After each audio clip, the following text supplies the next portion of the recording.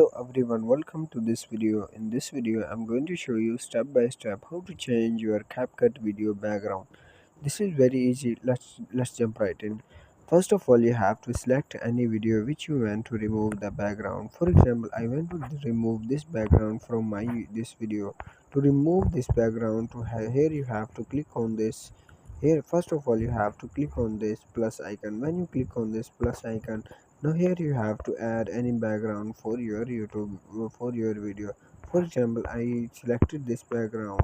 Now here you have to zoom this background and adjust from your timeline.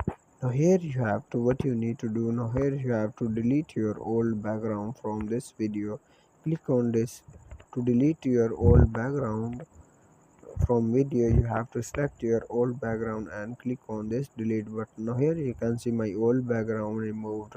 Now here you have to adjust this background to complete your video timeline.